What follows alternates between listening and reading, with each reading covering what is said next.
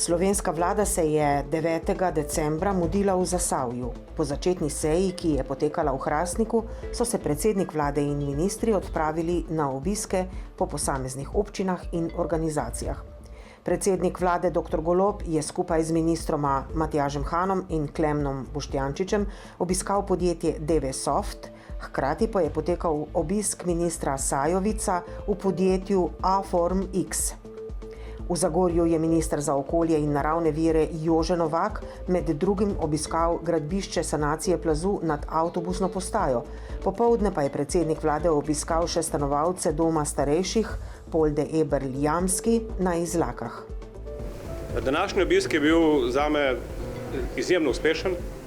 Na eni strani smo se lahko prepričali, da Zasavje počasi, pa zanesljivo, je že našlo pot iz časov premogovništva in težke industrije, je lahko na marsikaterem področju navdih tudi ostalim krajem Slovenije, ima pa Zasavje nekatere zelo očitne strukturne probleme. Najbolj očiten je ta, da se velika večina prebivalstva vozi na delo ven iz Zasavja, najverjetneje v Ljubljano. In to je ena od stvari, o kateri smo se danes tudi pogovarjali župani na delovnem kosilu. Na eni strani, kako izboljšati infrastrukturo, povezavo, logistiko, da bodo te poti manj časovno potratne, tudi bolj varne.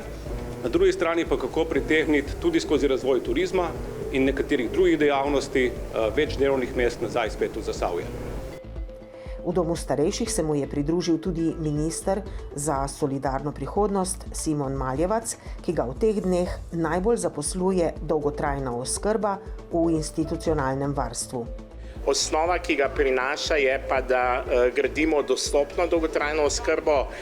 S 1.12. bodo namreč tisti, ki so podali soglasje in ki bodo podpisali osebni načrt, v domovih za starejše plačevali samo stroške nastanitve in prehrane, ne pa tudi socialne oskrbe, tako da bi moralo biti v veliki večini primerov, sploh v primeru, ko so imeli visoko oskrbo, torej zelo veliko oskrbo položnice bistveno niže. Zakon, kar se tiče financiranja dolgotrajne oskrbe, povsem jasen. V prvem koraku pride prispevek, ki ga pobiramo od 1.7. Šele ko se prispevek izkoristi, stopi v veljavo proračun, in sicer v znesku do 190 milijonov evrov, in samo če bi kdaj iz tega zmanjkalo denarja, še samo prispevek iz strani žepa posameznikov in posameznic, vendar to ne pred letom 2028. Posamezne ministrice in ministri pa so obiskali tudi Hrastnik, Litijo, Trbovlje in Zagorje, kjer je bil skupni zaključek delovnega obiska.